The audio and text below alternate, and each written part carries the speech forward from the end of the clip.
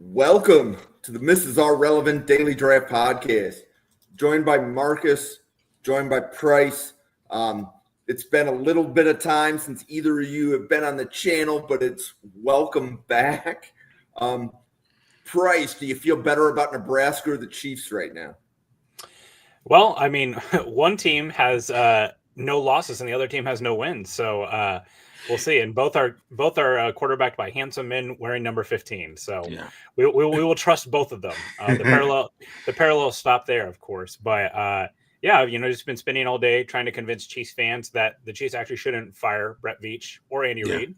That you might actually wait a second, might actually practice a little bit of patience, but nothing out of the ordinary. So, I'm excited to break down this game. This is I was listening to the college football podcast and the draft podcast that I listened to, and this game wasn't even making the breakdown, the rundown. People weren't even talking about this game as one of the best games on the slate, and this is exciting.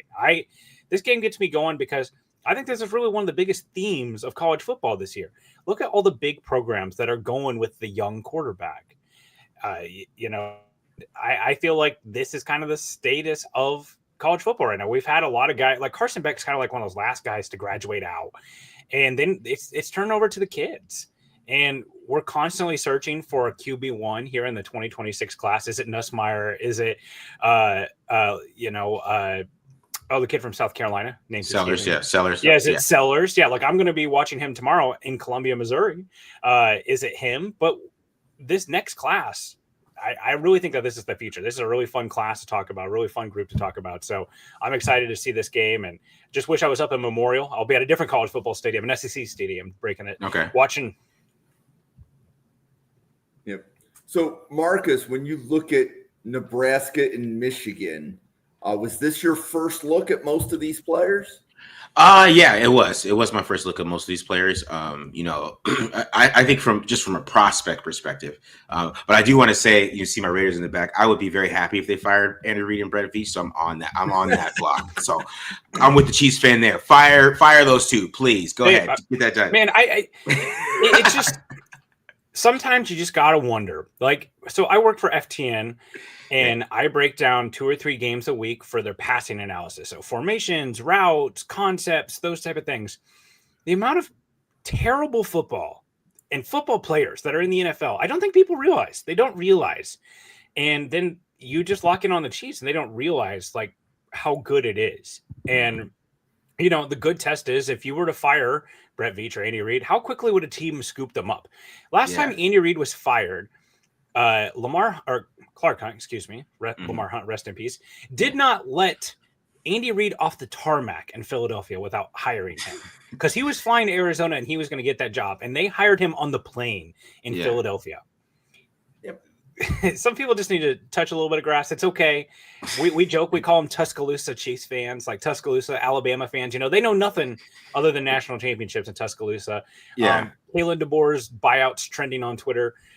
So Chiefs fans, I promise it's not all done. I legitimately have Chiefs fans in my mentions tell me, like I said, the Chiefs are the far more talented team than the Giants. They're like, are you sure about that? Are you sure about that? I was like, there might not be a single offensive lineman, unless Andrew Thomas does play, that would start for the Chiefs offensive line for the Giants. So Price, first of all, like when you've had as much success as the Chiefs have had, even coming a notch down, I'm sure feels like the sky is falling. I appreciate that you are a fan of my team's biggest rival, and you've outed us in the playoffs way too many times, and you and I can have civilized conversations on both X-Twitter as well as on the podcast. So, like, I love it when you come on the channel. And, Marcus, like, as you get to know Price, like, he is, to me, Price, you're just one of the genuine greats. So, I appreciate it. And I mean, Jim, man, like, you're implying nuance in a conversation, which is just something that just doesn't exist on it does not. Yeah, like I've got, and like for all these things that people are saying, they're also like, oh, so you think Brett Veach is one of the greatest GMs in the NFL? I don't know. I made a list. Like, I had him like about like tier 2 or tier 3, like Les Snead area and stuff like that. Like, I don't think he's DeCosta. I'm not sure that he's Roseman or some of the other guys out there, or Jason Light's one of my favorite. I think he's just one of the best drafters in the league. But yeah, I mean, nuance, it doesn't exist, right? So what is it for? But back to the Michigan and Nebraska game. Yeah, I think with Nebraska, just from a prospect perspective, and probably why this game doesn't have that much buzz, because the prospects over there just don't stand out into like what you would say maybe how many of these guys are going to get drafted, right? You got to try to figure it out.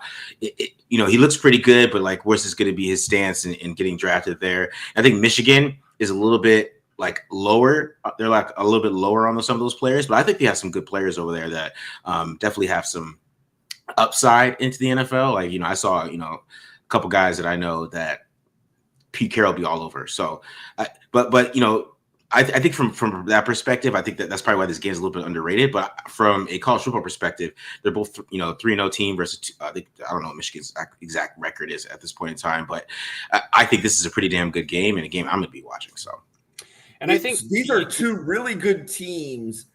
Just from a draft standpoint, it's probably lacking a top 50 player. There might be a couple that sneak in, but they're going to need a good year of film because they weren't there over the summer. And I think you guys are kind of hitting on something that's kind of emblematic of what these two programs are going through in general. As a Nebraska fan, like, year 3 Matt Rule is the thing that everyone is preaching right now. What he did at Temple, what he did at Baylor. And I mean, of course, we all remember year 3, the Carolina Panthers, when they went to the Super Bowl. Never mind. We forget about the Panthers part of Matt Rule's career. But year 3 Matt Rule. And I mean, a lot of the draft prospects, a lot of the talent on this team, they are all sophomores right now.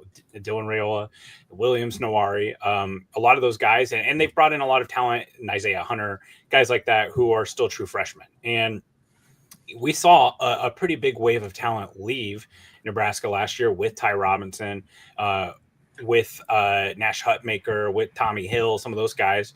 And I think it's kind of the same with Michigan, right? Like, what was it, 2 years ago that they graduated like the most players ever to the NFL draft from that national championship team. And you see it again that they had quite a wave of players drafted, and now they're turned over to Underwood to be kind of that next wave of players. And even the coaching staff, right? Like, obviously we know Harbaugh's no longer there. This game's not even going to be coached by Sharon Moore. This game's going to be coached by Biff Poggi, which all-time. I don't know if you've seen this man, all-time football guy. Yeah. Total football guy, Biff Poggi. And I think, like, if you're talking about edges for this game, like, Matt Rule knows how to get his guys fired up. I don't know if you guys saw the clip that went viral of him chewing their asses after being up 34-0 on Houston Christian, that it wasn't enough. That's a little extra motivation that Sharon Moore circled this as a game that he's like, no, I'm going to set this game out. We're going to put Biff Poggi out there. So I'm pretty excited. JT, how you doing, sir? Good. Sorry to be late. All good. We're just getting warmed up. So one of my favorite things with doing these team previews and having guests like Marcus and Price is that this is like your first dive into the draft class, or among your first dives into the draft class. So you have like a fresh look at the players, whereas some of us have been talking about them or looking at them all summer. So I'm really curious, Marcus, like when you dove into the tape, and I know that the tape don't lie because that's the name of your podcast. When you looked at the film of the Nebraska players for the draft or the Michigan players for the draft, who popped the most for you? I would say the defensive tackle. So for Michigan, it would definitely, I would go, I can't think of their names right now, but Rayshawn Benny? Yeah, Rayshawn Benny. Yeah. So I'm a big number guy when it comes to draft. I'm like 26 and 8 and that guy. So yeah, 26 just jumped off. Which is I believe that's Rayshawn Benny. He jumped off a little bit. I think there's just some little bit of upside with him rushing the passer. And also playing the run. I think he's that type of player where he can really come in and has a little bit of what I would say a position issue there. Same thing with 8, which he really stood out to me too. I know it's the guy we're going to talk about today. He has maybe a position issue there too, a little bit, where you want to move him around a little bit. So, but also Ernest. I'm sorry guys, I'm bad with names here, but Ernest number 15. Number 15 for Michigan. You guys could Houseman, help me out there. The middle Yes, linebacker. that dude, he really stuck out. So that's really somebody that I really liked. I liked his natural ability. I know the other linebackers get a little more pub than him. That is Jyshawn Barham. I know he's getting a little bit more buzz than him, but I felt like he was able to kind of just read things a lot better. I thought he's pretty good in coverage and pretty good in zone. So those are a couple of things that stood out to me. And I thought the running back from Nebraska was fantastic. I thought that dude is really good. I'm really excited about Emmett Johnson. My comp for him is Rashard White from the Buccaneers. Mm-hmm. I think what he can do in the passing game is pretty special. I don't think that he's when I look at him, I think he's a perfect change of pace back at the next level. I think he's kind of in that round 4, round 5 range. I think he's an above average pass catcher. I think bringing in Dana Holgorsen, who used to be the head coach at Houston, he's now the full-time off. He came in midway through last year, full year with Raiola this year. They've been splitting Emmett Johnson out wide in the slot, pushing him and stuff. And I think that's a spot, I think he can be a bell cow at the college level. I think in this game, Nebraska's going to want to mix and match there a little bit, but he has been one of their more dynamic players, both in the passing game and the run game. And he's got average speed. I think his ability to stay low to the ground, he's pretty shifty, center of gravity. There's been a few ball security issues with him here and there. He's not necessarily a guy that is a finisher at the goal line. But I think, if you're talking about who of this mix, other than Dane Key for Nebraska, are the guys who I could see sneaking into day 2 for this game here. But I don't know. I want to talk about the quarterbacks for a second because I told Jim, I was like, look, I'll call on this podcast, but you got to let me talk about Dylan for a second. Oh, okay. And I do think that this is significant for a reason, right? So heading into this class this year, what was one of the key talking points? Arch Manning. Right? Mm-hmm. Is he going to come out this year? Is he not going to come out? Well, this year, he decided to let his arm decide if he's going to come out or not. And no one knows what the hell he's doing with his arm slot and if he's hurt or not. And the play has basically decided he's a next year guy.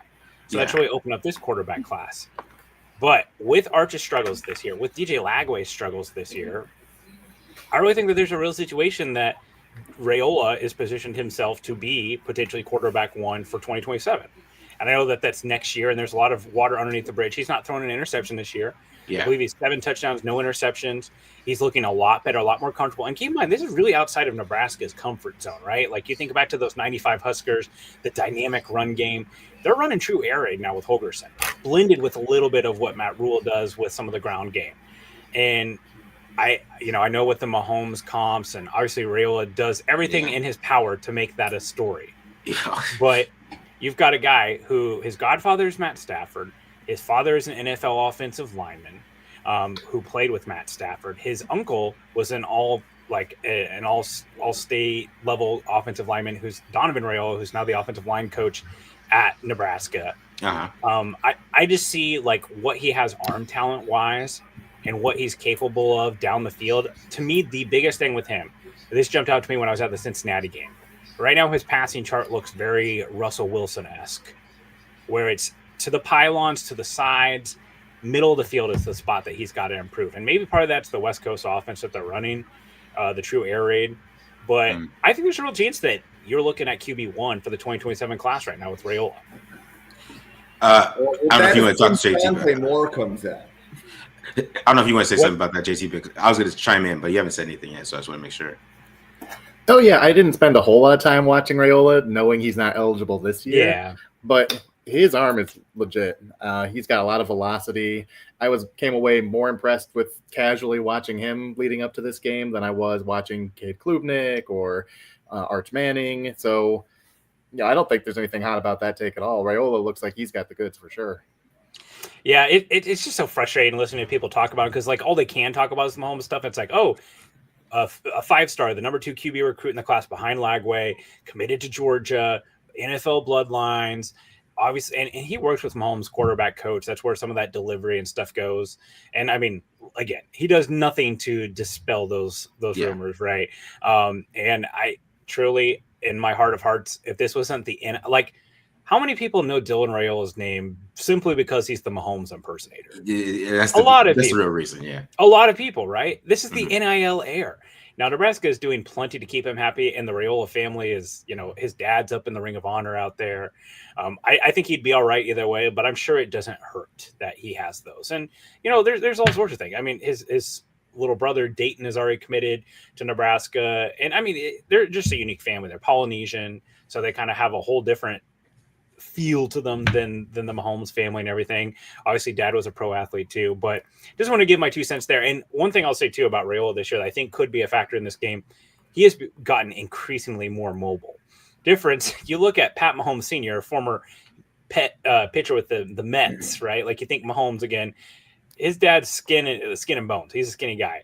Dominic Raiola, NFL offensive lineman, a guard and a center. Raiola last year, I'm not sure that he was in the best condition. I think his wheels could play a bigger part in this game. He's slimmed down quite a bit this year, and I think it will help him in this game being increasingly more mobile. Yeah, I'm pretty familiar with Raiola because he went to Chandler High School. So for a year, but he went to Chandler High School. I'm from Arizona, so I think that's right down the street from me. So I am familiar with him just from a while. So I've been following him, kind of checking out what he can do. Yeah. I just think what's interesting with him, I kind of want to see what he can do in some bigger games, and I think that's why it's going to be a key game for him to kind of go out there and beat Michigan, have a really good game. I know after beating Colorado, that game, that kind of put a little bit of a buzz on them, but then they kind of fell off when they got into some tougher competition. So I think this is going to be a big game for him. They really show off his talent. And, I think he's got to really, take advantage of the weapons he has outside. I think he does have some pretty good guys he can get the ball to. And just to make sure he gets the ball out in time and kind of show off that arm and, show a little bit more anticipation. And definitely that buzz will grow if he has a big game against Michigan here. Yeah. So, Marcus, let's build on the weapons. So one of the weapons that's in the draft is Dane Key. Mm-hmm. And I'm curious because he transferred from Kentucky, right? So I'm curious, where does this room have Dane Key? Like JT, on your first watch of Dane Key from Nebraska, is he just a guy or do you see like a legit NFL player there? I'd say somewhere in between. I like his size. I thought he ran some pretty crisp routes. I thought his hands looked good. He did the dirty work blocking. I don't know if his athletic profile is great. I'm not sure what kind of athlete he was. He didn't really do anything to pop athletically, but he was a really clean prospect. He did everything you would want a wide receiver to do from a technical standpoint from what I saw.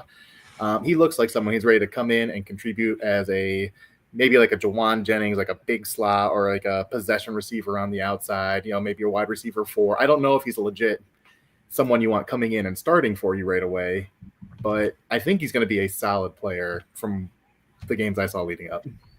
So, Marcus, what was your impression of Dane Key? To be honest, when I was watching him, I saw Dante Pettis. Just from a little bit of his route running skills. I mean, he had this great route against Cincinnati on our RPO. It was a great route, and he just has that ability, kind of just have some being able to be a lot of wiggle that you see to it that you saw from Dante Pettis. Dante Pettis didn't really have the ability to kind of catch in traffic and what I would say kind of win when he didn't win himself. And I think that Dane Key might have that a little bit of issues, kind of like catching the ball in traffic and things like that. But I think he has the ability to separate. And, if you could separate and you could find ways to keep, building on your, that concentration when you catch the football, late in the game, what I would say when you don't get that separation, I think he can kind of take that step and become a better player. But I think the separation that he has and his release package is pretty special. And if he can build on that, then you can win in the NFL. And you might not be a superstar or something like that, but you might be that number 2 or number 3 guy, or even, sometimes that number 4 becomes that number 2 if number 2 goes down.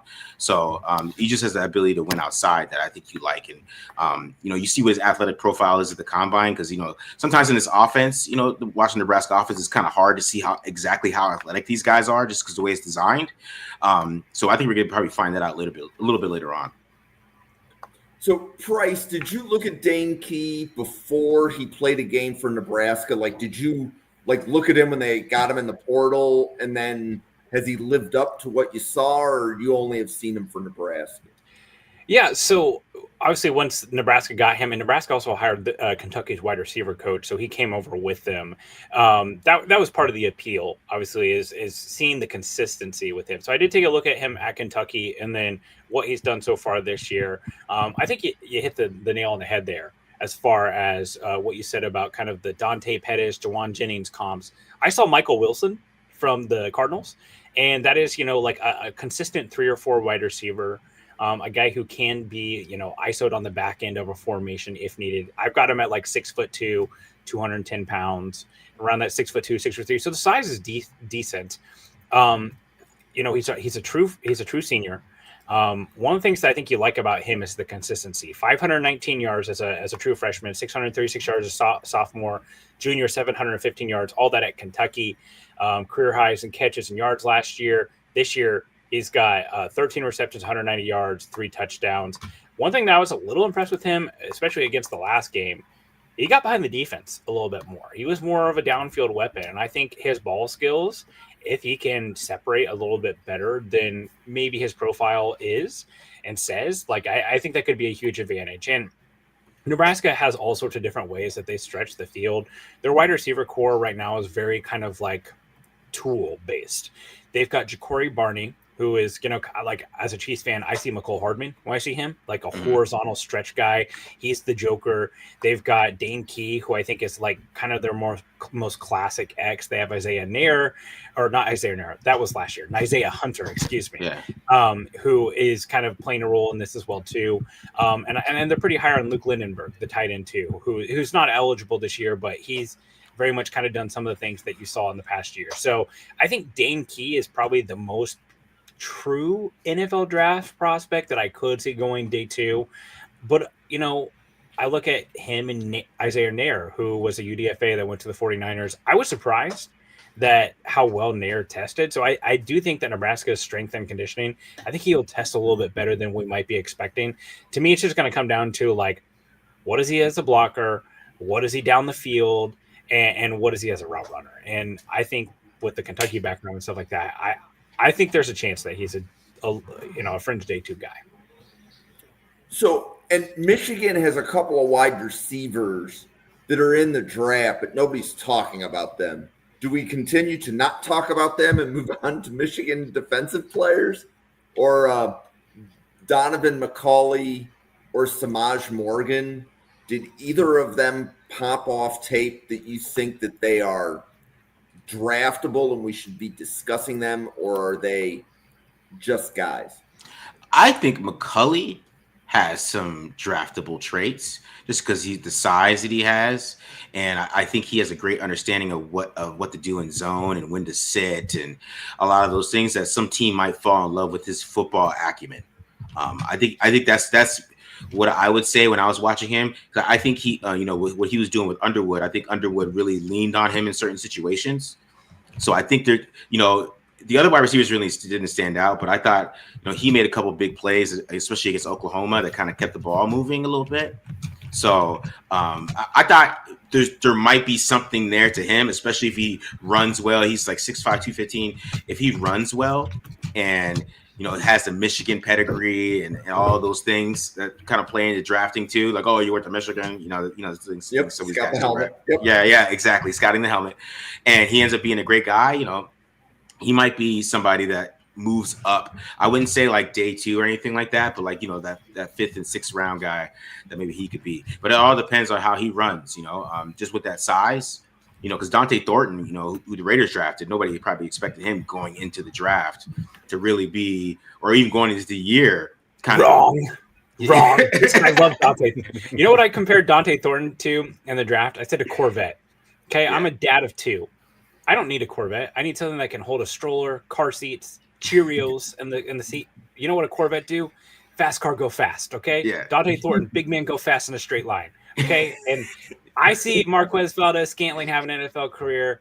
I see Alec Pierce have an NFL career. I want the big man to go fast, and Dante Thornton, big man go fast. Yeah. I love that. That's funny. JT, how about you? Did you see anything out of the Michigan wide receivers that has your attention? I mean, Not especially. I think McCulley is definitely the best of that group, and I kind of view him as a similar profile to Dane Key. Big body. He's going to make his living as a possession receiver, maybe a big slot. I thought Key was the better of the two, but I think they're going to kind of hang their hat on the same skill set if he's going to make it in the NFL. Okay, and then sticking with the Michigan offense, I think one of my favorite players that I've seen so far this year is tight end Marlon Klein. Now, Marcus, I know the Raiders don't need a tight end, but where did you see Marlon Klein in the tight end spectrum? I only got to watch the game where he played some weaker competition.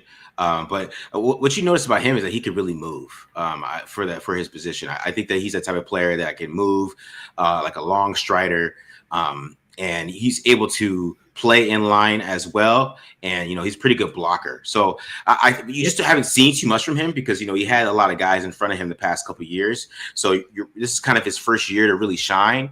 And and I don't even think he played in the Oklahoma game because I remember I was trying to find him out there and I didn't see him out there. He played against Oklahoma. So you really don't have too much to really say about him at this point in time, but I think he's another guy from Michigan with the pedigree and those things that if he ends up having a bigger year, that he can move up in the tight end, what I would say in the rankings for tight ends, right? Because some people still have him higher already. They haven't really seen him play that much because I think he is a solid blocker, and that's a big factor for tight ends. But he can also move too, so I think you can move him around a little bit and get something out of him. But I do want to see him play against better competition. I'm big on that with the draft. Like, you can destroy Central Michigan all you can want, man. But so Max Toscano has him as one of the 8 best blocking tight ends in the class. Okay, but JT, where did you have Marlon Klein? Honestly, I have him nowhere at this point, just because we haven't seen enough of him. Okay. To echo that same point, he just hasn't played against the real level of competition, and no one loves Central Michigan more than I do. Fire up forever. But it's not the same as going toe-to-toe with Oregon or Ohio State or Penn State or these legitimate power programs who have legitimate NFL talent on them. So I think he's going to be a focal point of this Michigan offense, and I think he definitely has a chance to establish himself as a name to watch in this class. I just don't think there's enough data on him for me to have a firm opinion one way or another at this point. And Price, how about you on Marlon Klein? So, full disclosure, I am coming in as this is just like my Nebraska. Got it. So Michigan. I hear Bryce Underwood's pretty good. Is Zach Zinter still on the Wolverines? No, I don't think so. Okay, nope. So yeah, sorry. So Nebraska for me. Got it. So I'm looking. So Justice Haynes. So here's an interesting story on Justice Haynes. So he transferred in, I think, from Alabama. And we did a Michigan preview in the summer. And the draft community is really high on Justice Haynes, even though he barely played at Alabama. And the Michigan fan that joined us had no idea who he was. Like, he just knew he transferred in, but nobody in Michigan was talking about Justice Haynes. But I think he's about to have a coming out party. JT, did you have anything on Michigan running back Justice Haynes? Yeah, I love Justice Haynes. I think when I did the running back preview a couple of weeks ago, I had Justice Haynes as my 3rd-rated running back in this draft class. He does everything well. He's really a jack of all trades. I really like his contact balance. He finds the hole. He hits the hole. I see a lot of Aaron Jones in him because I don't think he has one exceptional skill from a physical standpoint. But I think he just does everything well. He bounces off tacklers more than you would think for a back his size. He's, what is he, like 6', 200, I think? They have him listed at 5'11", 210. So 5'11", yeah. So he's got the power to bounce off of people. And when you think he's going to go down, he just finds a way to keep his footing and keep tumbling forward. And we saw in the Oklahoma game, he's got the long speed just enough to break it if it's there. So I think he's one of the more well-rounded backs in this class. I think he's one of the more talented backs in this class, and I definitely think he's Michigan's best player offensively. So, Marcus, what was your first impression of Justice Haynes? I was really impressed with him. I thought the long run that he talked about against Oklahoma, that was a beautiful run. Just the way he pressed was very patient, waited for that inside zone holes to open up, and then showed that burst and that jump cut and just hit through that hole and scored a touchdown. That's what you want to see from like a zone back, is that type of vision, that type of reading, that type of patience, that type of concentration. So he has a lot of upside there. And, I think he catches the ball pretty well too. So there's a lot of things to like about him. I think he's definitely a running back that you might see, go day 2 or something like that, just because the guy in the right system, he could be a really effective back. And he has that ability. I like the Aaron Jones comp a lot because I think Aaron Jones is that kind of zone guy too. So I really like that because I feel like Haynes has that ability. When you see somebody read zone like that and find the backside and then score a touchdown, that's a perfect zone back, man. Kyle Shanahan is, licking his chops when he watches stuff like that. So, I was really impressed with him. I thought he really stood out, especially on the film, especially against Oklahoma. I thought he had a really good game. So, Bryce, if the Michigan running back is that good, what's the Nebraska defense going to look like to stop him? So which players do you think are going to pop out when Michigan is running the ball? Yeah, I definitely think that you hit the nail on the head here. As a Nebraska fan, like the ability to stop the run, it's going to be huge in this game to Nebraska succeeding because, I think you see the arm talent, you see the raw traits of Bryce Underwood, but he's a true freshman. And Nebraska's the most real defense that he's going to be playing. And I guarantee you Memorial Stadium is going to be rocking tomorrow. So it's not going to be an easy challenge. And they want to take as much off his plate as possible with this run game, and that's kind of what they have been going to. Nebraska is surprisingly small along the defense. They run that 3-3-5. So there's a couple guys for next year that are coming up, but yeah, there's no Nash Hutchmaker, there's no Ty Robinson up there anymore, who are kind of the leaders of this team. Name to put on your radar probably for next year is Williams Nawari, a former 5-star, originally committed to he had a scoop and score last week, originally committed to Missouri out of Lee Summit here, a local Kansas City kid, now committed to Nebraska as his defensive line coach from Lee Summit is now the defensive line coach out at Nebraska. But I really think Dason McCullough is going to be someone here. He's their jack linebacker. He's someone that I think definitely needs to have a good game. If they can kind of get if they can get Michigan in the second and long and third and long, I think right now the strength of Nebraska is definitely their secondary. They have a lot of veterans in the back. They communicate well. We saw in that Cincinnati game on prime time when they needed to play that's where they turn it. That's where they turned. When you look at Dason McCullough, he spent 2022 at Indiana before Cignetti. Last 2 years, he was at Oklahoma, transfers to Nebraska this year. I think for him, you're looking at his profile, some of the things, you like the tools. He's 6'5", 235 pounds. It's pretty big for a linebacker. I think he's surprisingly athletic. And they are, they're one of those guys that they're going to put some sim pressures up on the defensive line and kind of have you look at that amoeba defense and like who's coming. He has some pass rush upside. He's generated some sacks and tackles for a loss. For him, one of the biggest thing has just been, what is he doing if an offensive lineman gets on him? If an offensive lineman gets a hand on him, the rep might be over for him, right? And that's where you wonder about the Michigan run game. Are those guards getting to the second level, getting a hand on him? He's going to be big in stopping the run in this game. Nebraska's secondary tackles well, but ideally you don't want your secondary to be the people tackling the running back, right? Like that's not the plan. So I definitely think Deshaun Singleton, he's a guy that I kind of look as a late day 3 pick. I think some people will really like his size.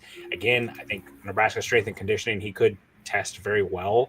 I think some people could look at him and see like a poor man's like Leo Chanel, Dante Hightower, sort of thing where it's like, hey, we can put this guy up on the line of scrimmage. He can be a guy who maintains gap integrity, sets an edge, and can also see ball, get ball. So he's someone that I definitely think plays a big part in this. And Marcus, where did you have Dason McCullough?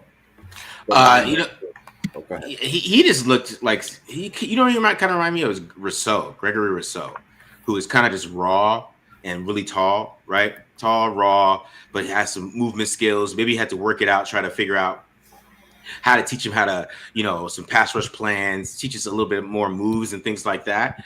But I think that he has just that that raw kind of ability that you like, that you want to build on. I think he does got to put some weight on though, if he wants to start rushing the passer a little bit. But I think in the NFL, that can happen. I think, you see a lot of guys get bigger. Max Crosby was like a 235 pounds, or he was soaking wet coming in the league, and now he's like 260. So these guys can put that weight on and they can get bigger. And I think that's what you have to deal with him.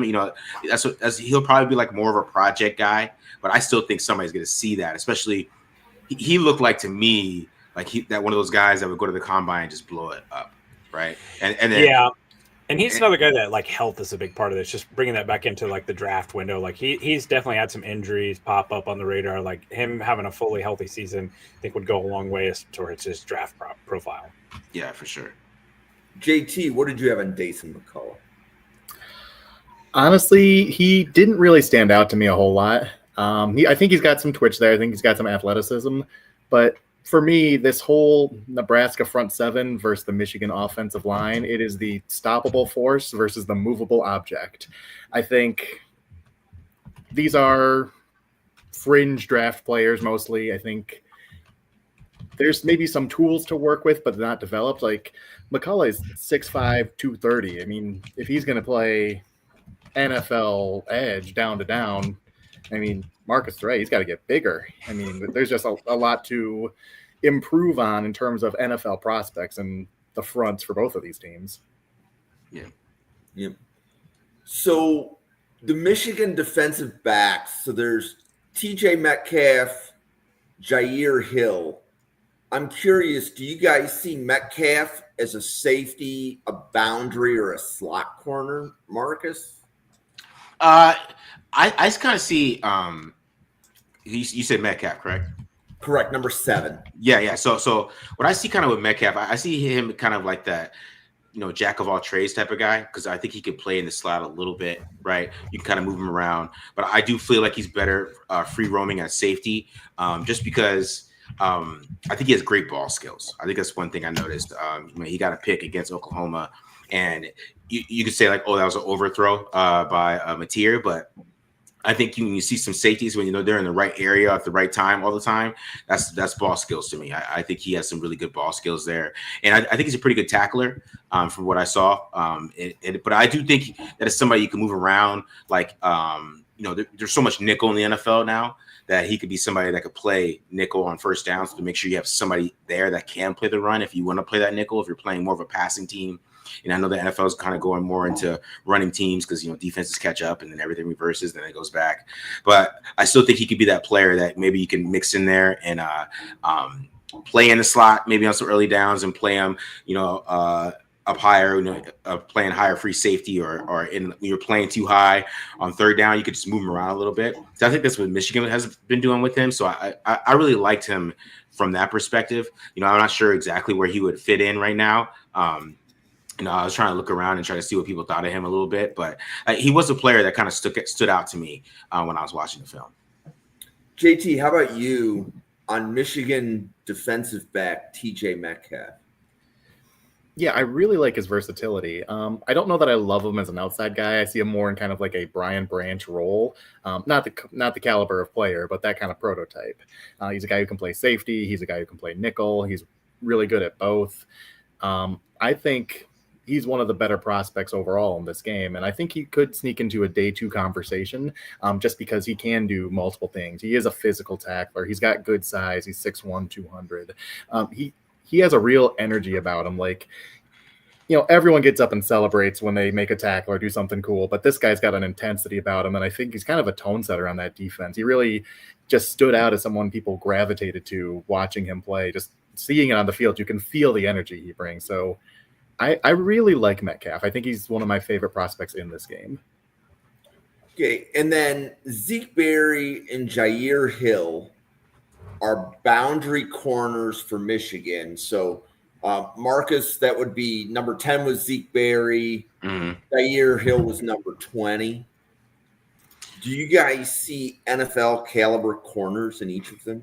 Not going for off the Oklahoma game. They're getting chopped up. So I wouldn't say any of these guys, maybe they could fix the film and get a little better there, but they were getting chopped up because, that's when watching that game, Michigan was getting pressure on Mateer, but he was able to get passes off because, the corners were either like wrong in zone. Maybe they're too low in cover 2, opening up a honey hole for Mateer to hit, or they're getting beat deep, or they're coming up and they're missing tackles on him. So I thought the two outside corners, they really didn't impress me too much when I was watching it. I thought they're definitely players that maybe they can, sneak in. It felt like if some of these corners were to get drafted, it's just because they're Michigan players. You know what I mean? But besides that, like it didn't really feel like they were anything that stood out about them. The only DB that I really stood out was Metcalf. So the other two guys, okay, I didn't really notice. So. JT, anything to add to the boundary corners for Michigan? So I did actually like Hill. He's 6'2", 190, so he's got really good size, and he's really surprisingly fluid for that size. You think of a big body corner, you think they're a little clunky, like a Carlton Davis or someone like that. Hill is smooth. He is very smooth, and he's got nice bursts. So when he's playing like off zone coverage, he can break on the ball and he can make those interceptions. He's got that physical profile. He's young. He's a redshirt sophomore, so he's not super experienced. I think he's taking a jump from where he was last year. I think it's a growth process, and we're seeing him grow real time. Yeah. There's still some polish he needs to his game, some experience, some wisdom. But I think there's something there to work with. And I don't have a good comp for him because there's not many 6'2" corners who move like him. Maybe, and I look at most things through a Buccaneers lens, maybe like a Zion McCollum, a similar size profile. I don't know if he has that long speed that Zion McCollum has, but in terms of size and movement ability, there's definitely something there for me. Okay. And then Marcus, you said that you liked Ernest Hausman, the linebacker from Michigan, number 15. Yeah. He stood out to me a lot. I think he is a underrated player. I was trying to see where he was ranked too, just watching him. I thought he played really well. I think he's just a natural at linebacker, because one of the things I really like from linebackers is that when they take on guards, how they use their hands. And he uses his hands really well. He can take on guards. He can shed them after using his hands, make a lot of tackles. He has pretty good side-to-side speed that I really liked. So I think he's an underrated linebacker. He looked a little undersized to me, though, just from a size perspective. So that might be a little factor. But, the guy from Ole Miss was like 220 pounds. He got drafted pretty high last year. I forgot his name. But he was like 200 pounds. And so, there's a lot of linebackers isn't scaring the NFL as much as he used to be.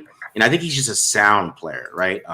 And maybe he doesn't, make too many plays or things like that. But I just like the way he played the run. He did have some couple mishaps in pass coverage and getting back to his zone, maybe being a little bit too robotic. Sometimes you want linebackers to kind of see what the concepts that they're looking at, take a peek instead of just, drop into, I'm a hook curl, I'm just going to drop. I really don't like seeing that from linebackers.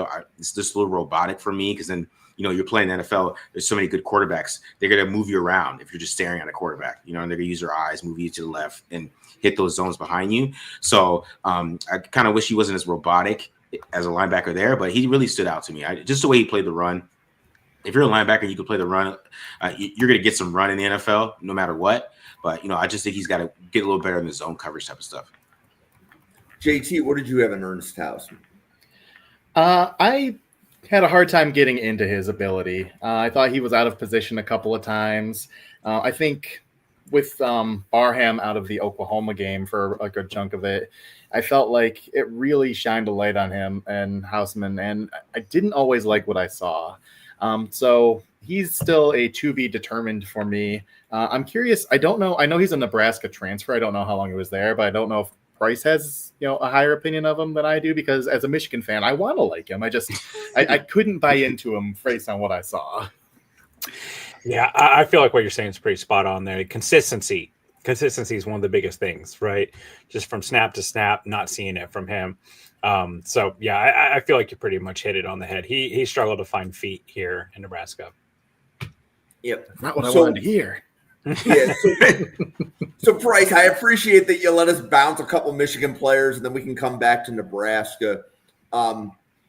As we look at this matchup between Nebraska and Michigan, do we think either of these teams is going to make the college football playoffs? Like based upon price, like I made a statement that I thought that the winner of this game is in the playoffs. Oh, Jim, you're getting me going. You're already getting the butterflies going. So here's the thing. Nebraska's got a really favorable schedule this year. Right now, it is like you guys were talking earlier about the buzz for this game. Nebraska hasn't beat a ranked opponent since 2016. That is crazy for a team that has such pedigree, for such history. This game's huge for them. If they are able to beat Nebraska, there's a real chance that they're 8-0 with a blackout. They got their awesome blackout, black shirts, uniforms in Memorial when USC comes to town. It's going to be huge. I look at their schedule. I see, like, if you ask me to just, like, put it in ink, guaranteed loss, I feel like Penn State is just a far more talented team. I think there's a really strong chance that, that's a loss. It's in Nittany Valley. But this Michigan game, it feels like the precipice for them. Again, they've not beat a ranked opponent since 2016. They already got the monkey off their back with one-score games in Arrowhead. That was something that they've really struggled with. I hate the they won it more analysis, but this game means everything to Nebraska. In Michigan, I think this is, I don't want to call it a transition year because I feel like in Michigan, there's no such thing, right? It's kind of like Tuscaloosa fans every year's national championship year, especially after what they've experienced. But you're starting a true freshman quarterback. Your head coach is suspended. And I do think that one of the biggest things in this game is just like, if Nebraska can pull this off, they just got to prevent the slip up. Because coming down the road here, they've got some of those games, like Aiden Childs is kind of a dude at Michigan State. They play them. They play Northwestern. If they can prevent the slip off, I think there's a real chance that there's like 7 or I can't remember, 7-0, 8-0 whenever USC comes to town. And I do think that a two-loss Big Ten team could make it into the college football playoff. Obviously, Ohio State is an absolute wagon. Yeah. I still feel like Penn State's probably making it there. And Michigan's already got their one loss from Oklahoma, who, is a really good team. And obviously that defense is for real. And John Mateer has really helped move that offense down the field better than what we've seen in the past. So, yeah, man, I think this could be the third Big Ten team decided here in Lincoln tomorrow. So, Marcus, how do you think Nebraska and Michigan stack up versus Arizona State? You guys talk about Arizona State. I'm still mad at Dillingham for kicking a field goal on the 1 yard line. So I'm sad over that yet, which is just pissed me off. And then they lost. Pissed me Arizona off. Anyways, State's your team, right? Yeah. I wrote down that note when you podcasted with us last time. Yeah. So I would say if I was comparing these teams to ASU is more talented than both these teams. I think me personally, I think this NFL draft people are too high on Sam Levitt. I think you guys are too high on Levitt. If I'm being personally, I see that with people putting him like maybe QB1. I think he is the difference of whether ASU is going to be really good this year. Is does he live up to this hype? Because I think I watch him on film and I think he just misses some things and and he just runs around sometimes a little bit. But ASU's kind of loaded on offense and defense, right? And a lot of guys, they're going to get drafted, so they are more talented. But I Levitt just worries me so much. Like if I had a quarterback, I would take Raiola over Levitt. You know what I mean? Like I feel like if I had him Raiola, I would feel more comfortable with ASU making the playoffs. It's just Levitt, sometimes he's just awful. And then last year when he was awful, he could just hand the ball to Scatabo, so it didn't matter. But this year, there's no Scatabo. So, yeah, ASU, when they were getting all the hype, I've been following ASU. I went there. I've been following them most of my life. I was like, they're going 8-5. I feel like Arizona State's a sleeping giant. Like I've always felt like that with the party vibe that's out there and some of the talent that they have and everything. Like I don't know, man. Like I feel like they're one of those teams that if they get the right guy, they really could become a powerhouse Yeah. out there. To give you an idea of like the buzz around this game, so this is the Bussin' Bowl, right? Taylor Lewan versus Will Compton.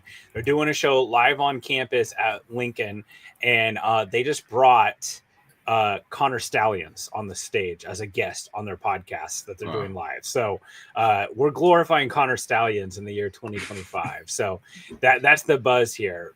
No sign of Biff Poggi though. So we will have to wait and see for him. So JT, I did not know that you were a Michigan fan.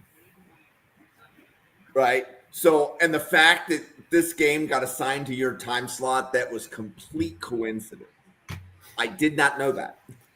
Well, I grew up in the Detroit area, so as a kid growing up in the 90s, Michigan was like the pro team here in the area. Like, we're going to watch the Lions? Like, no, not a chance. There's a reason I'm a Buccaneers fan. That team's Michigan fan. You and I have had the Michigan conversation before. I've lived 25% of my life in Michigan.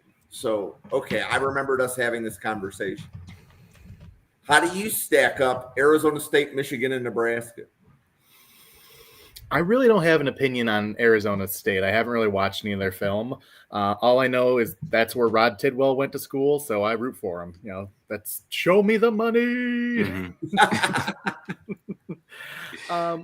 Nebraska and Michigan, I think, stack up pretty evenly. I think Michigan's front is unproven offensively. I think Nebraska's front defensively is unproven. I really like Raiola from what I've seen, but I really like Michigan's secondary, so I think that'll be an interesting matchup. I think these are two really even teams who are kind of battling it out for that fourth spot in the Big Ten behind Ohio State, Penn State, and Oregon.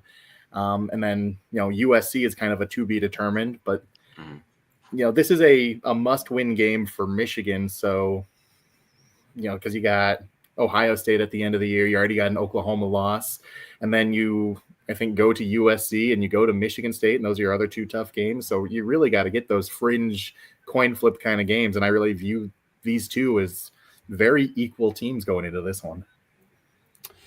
One thing that I think like super fringe, super niche, but some of the Nebraska podcasts and stuff I listen to, Nebraska has been absolutely cursed in special teams for the last 3 or 4 years. They hired a new special teams coordinator this year.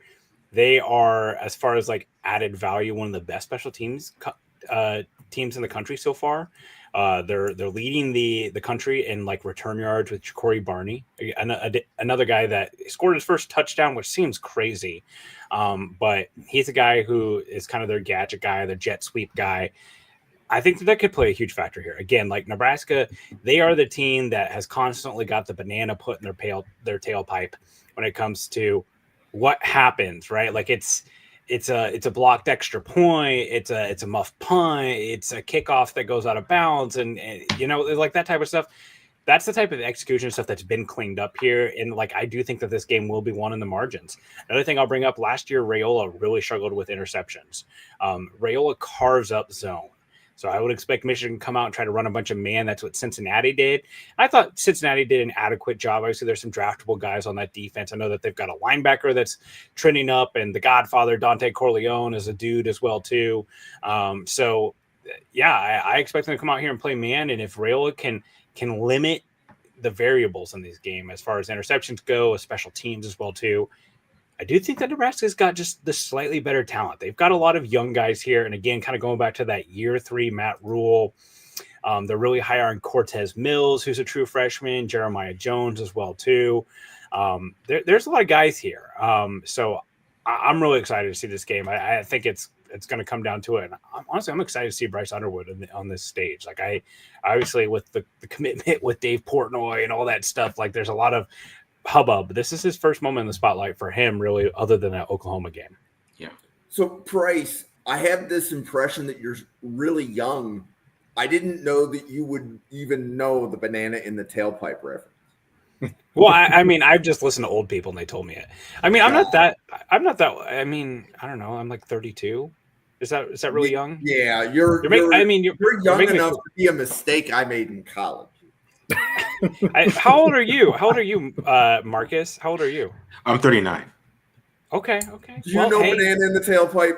Marcus? Do you know I've heard that before. Yeah, I've heard it before, but that was a reference from Beverly Hills Cop. But I see the thing. I've seen Beverly Hills Cop like 40 times. So yeah. Okay, that's like the second rated R movie I ever saw in my life, and I was like 12 years old. I'm telling you, one of the biggest declines in society is like we don't watch TV anymore. Like we stream, right? So we don't like. You know how many movies I watched like exclusively just because it was always on USA.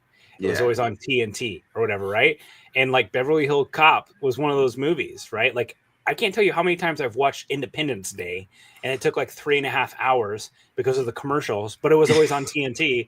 So I watched Independence Day. So like those type of movies, or like, have you ever seen Forrest Gump, and it's like 4.5 hours on TNT because it's already a long movie, and they just like add commercials, and it's so long. Yeah. So I'm telling you, these are the erosions of society. We need to go back to watching TV. You need to turn on a movie halfway through. Like there's 4 or 5 movies with my dad, like Planes, Trains, and Automobiles with John Candy and Steve Martin. I've never seen the beginning of that movie. I always just see when the deer's in the car, or was that Tommy Boy, or you know what I'm talking. You know, like I know what you're talking about. That's a classic John Candy movie. Yeah, I know what you're talking about. Absolutely. But yes, banana in the tailpipe, like that's been Nebraska, right? And this just, again, like I just come back to this game means so much to Nebraska. In Lincoln last year, they get, they start breaking the curse, they get bowl eligible. Raiola is kind of emblematic of that, and there's a lot of guys on this roster that are true Matt Rule guys, and it'll be interesting to see. I'm nervous. Okay. Well, why don't we pause for podcaster identification? So, JT, do you want to let everybody know about your Buccaneers podcast and all your draft coverage? Yeah, all my written work is at bucksreport.com covering the Buccaneers. I've also got a podcast, the Creamsicle Chronicle podcast. We're looking to link up our schedules because we've missed the last couple of weeks due to work and family and stuff. But that's typically Wednesdays at 9:30. And then you can find me every Friday night here on Draft Professors. Marcus. I host I have a YouTube channel called Ticked on Liar Raiders Film Channel.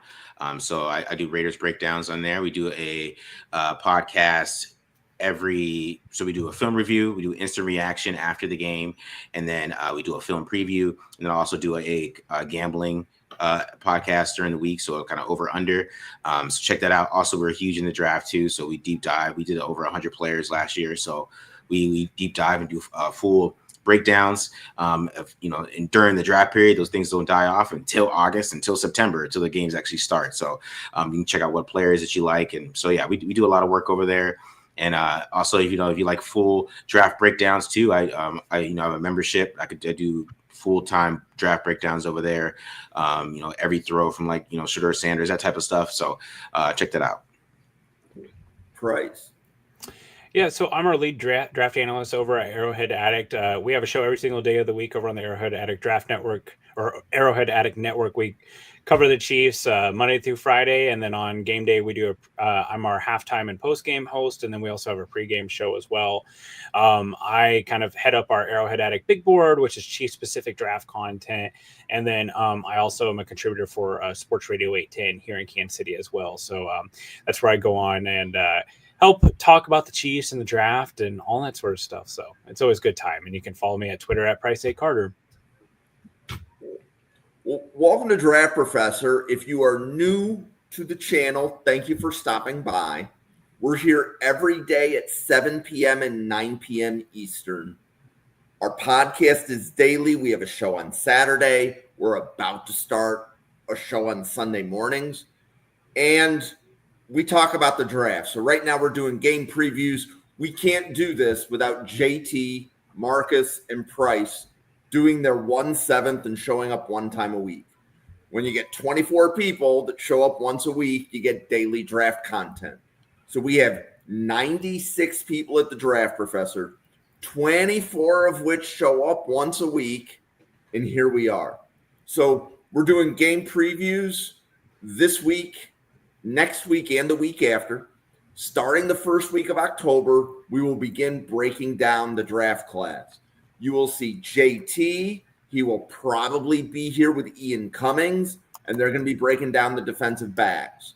If you want a different position, you just need to go to X, follow me at NFL Draft Fanatic, and the schedule of which positions are at which day and time will be pinned to my profile. So that's who we are. That's what we do at Draft Professor. And when we start mock drafting in January, you can see Price drafting for the Chiefs, Marcus drafting for the Raiders. You can see JT drafting for the Buccaneers. They might even let me draft for Buffalo. And we're all mock drafting against each other. It's way better than using a mock draft simulator. It really is. So we're one thing I was going to ask, my over-under on Michigan-Nebraska players drafted, I think, is 11.5. So as I was looking at the list, so I'll read it off. TJ Guy, Derek Moore, Marlon Klein, Dane Key, Justice Haynes, Rayshawn Benny, Giovanni L. Heidi, Jayshawn Barham, TJ Metcalf, Jair Hill is at 10. Ernest Hausman would be 11. Dason McCullough would be 12. So I think Emmett Johnson makes it. I think Emmett Johnson's definitely in there. I think he does too. Okay. You see, this is good feedback because he didn't make the top 40 running backs when we were sifting through the running backs that we were going to cover. So I appreciate that. I will throw out Heinrich Harburg. If the kid from Montana, who's the Raiders, they drafted him. The kid from Montana State, they moved him to wide receiver. Tommy Mellett Jr. Oh my God, I wanted the Chiefs to draft him so bad as a red zone quarterback exclusively. Heinrich Harburg is, a quarterback convert that's now playing tight end, which by the way had a great backside block here last week in the run game. Can throw the ball, bigger, more of power. Think kind of that Taysom Hill, Tommy Mellott power running back guy. He's a tight end convert. Like if Tommy Mellott can get drafted and be converted to wide receiver, Heinrich Harburg can be drafted strictly as a red zone kind of Taysom Hill movement. Taysom Hill walks, so Heinrich Harburg can run. Yep. So JT, what were your thoughts on the list of guys I gave? And I think you wanted to add a couple more. Did you name off Rocco Spindler? I did not. He is the right guard for Nebraska. He's a redshirt senior. He transferred from Notre Dame this year. He looks like an absolute goon in all the best ways. His feet are a little heavy, so he's going to be probably a power scheme exclusive kind of guy. But I love his attitude. He wants to put people in the dirt, and he has the power to do so. He's like 6'5", 320. Dude is just a freaking menace. So if you're looking for a tone setter on the offensive line and you want to run those duo kind of concepts, those power schemes, I think he's a really good fit. And then on the other side of the ball, did you mention Brandon Hillman from Michigan? I did not. He is their safety, and I'm not sure how much he's played coming into this year. He was number 6 on their defense. He's another tone setter. He is as physical as a safety as you're going to find. I'm not sure he's a great tackler. He might be kind of in that Keanu Neal protocol where he's going to run up and hit you, and even if he hits you with everything, he breaks you in half. He might not wrap you up and tackle you, but he's going to lay the wood on everyone. He has no fear. I just love watching him play. So those are two guys. Spindler being someone who's coming out this year as a redshirt senior. Hillman is a redshirt junior, so he might come out. But those are two guys who I'm watching. Okay. Any other names that anybody here wants to drop? That's what we're here for. I think that's it for me. I mean, there's a couple of guys who I think are fringe or day 3 UDFA guys for Nebraska. Elijah Pritchard, he's got nice size. He's struggled with health. Henry Latufsky. I struggle to say his name. He's another guy. And then Deshaun Singleton. He's a former JUCO guy that's moved over here. 6'2", 210 pounds. He's been kind of a nice, kind of just contributor, a role player. I think he's more of a strong safety, box safety type. But again, I think Profiles is probably a special teams contributor mainly, but a fringe day 3 guy. Okay. Well, we are going to close this down. I know that there's some college football games on right now. I can see like the Draft Professor chat just like blowing up. Rutgers, Iowa. There's offense in this game. Let's go. And that is my mother's alma mater, and I'm podcasting while the Rutgers game is on. But yeah, I may not hear the end of that one. But for the 96 podcasters at the Draft Professor, for JT, special guest Marcus, special guest Price, thank you so much for stopping by, everybody. We will see you on a podcast again tomorrow. Thank you very much.